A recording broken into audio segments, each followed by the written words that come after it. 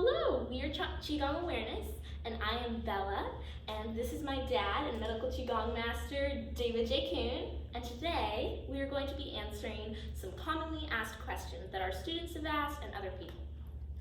Okay, you all set? I'm ready. All right, we are going to start with, is Qigong better or is Tai Chi better? What is your opinion? Well, if I had a say in this, which of course I do, neither one's better, truthfully. It's more about which one are you going to practice. I personally, after been practicing Qigong and martial arts for almost 40 years, I personally like the Qigong practices that come out of Kung Fu, that come out of, not of the fighting part, but out of the healing part, the sort of the martial Qigong practices, and also the medical Qigong practices and the meditation Qigong practices. Tai Chi is actually a form of Qigong, and it's like a long set, and it's a long martial arts form. It's actually a martial arts form. So I personally like the Qigong practices, the medical Qigong practices, the martial Qigong practices that I do better, but for some people, the best practice is the one that you're going to do. Well, thank you very much. I think that's a very thorough answer. Let's see. I like to be thorough. What about yoga? Where do you think that is on terms of everything? Yoga.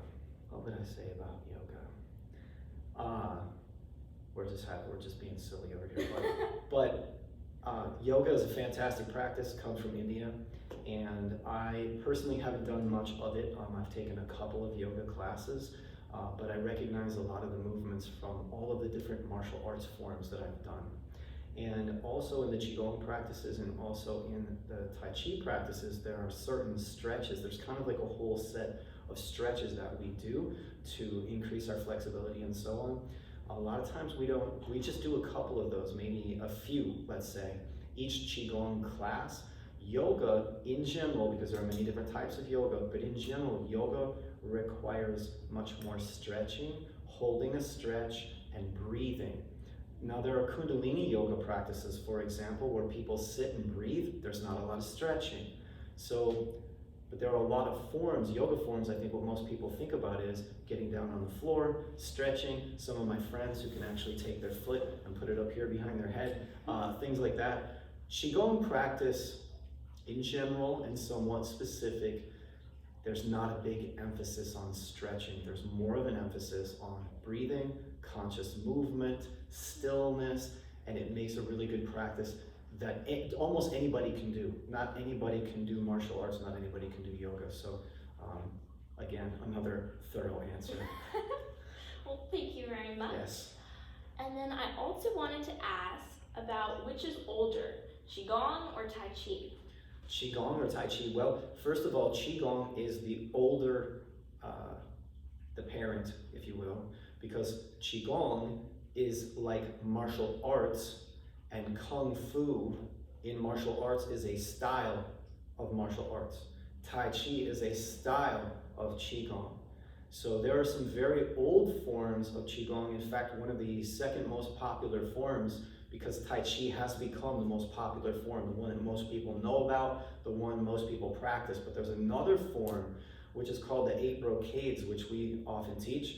And that form goes way back. It's very, very old. And it's an ancient form of medical Qigong. So forms like that, I have to actually go back and look and see if the 8 brocades came before Tai Chi. But Qigong in and of itself is literally like the parent of the 8 brocades. It's the parent of Qigong, of Tai Chi. And medical Qigong is the father of acupuncture. So Qigong is like 5,000 plus years old. So it is the oldest, the most ancient, been around for a long time. It's quite amazing to think about. Alrighty, what are the shared benefits of Qigong and Tai Chi? The shared benefits, well, if you're doing both of them, which you could, people ask me that often, can I do both of them? Yes, absolutely. Again, it's not my primary practice. I actually do Qigong alongside of other martial arts that I practice. Again, my particular practice is not Tai Chi, but I practice other martial arts. Tai Chi has martial art applications. Most people these days if you look at the large population of the people who are doing it, they're doing it for exercise only. They're not doing the martial art applications, but it is a martial art.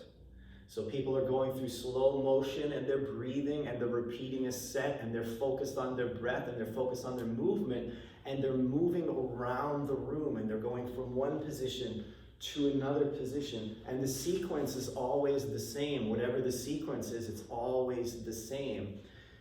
So they are focused on breathing, they're focused on moving, they're focused on Qi development. When we practice Qigong, we typically stay in our space.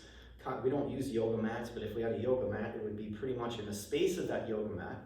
And we would be practicing, for example, a breathing technique, or we would be practicing a movement technique, and we'd be practicing a movement technique. And sometimes, interestingly enough, in Tai Chi practice, they will often use Qigong as a warm-up, and a lot of times in Qigong practice, we will use Tai Chi. One movement, for example, of Tai Chi, like this, in the middle of our Qigong practice. So there is a little bit of a mix. The main difference there is that Tai Chi, moving around the room, doing a whole form, practicing martial art. These other Qigong practices emphasizing particular techniques to influence certain organs and tissues in the body to bring about specific healing. That makes it medical Qigong. And again, these are some of the shared benefits. Both are focused on Qi, both are focused on movement and a little bit of stillness, but we have some differences between the two. Well, those both sound like some amazing different types of practices, as I would know, being the daughter of, Alrighty. 12 years she's been watching this. Yes. 12 years. Longer than that in the womb. Anyways, what are the similarities of Tai Chi and Qigong?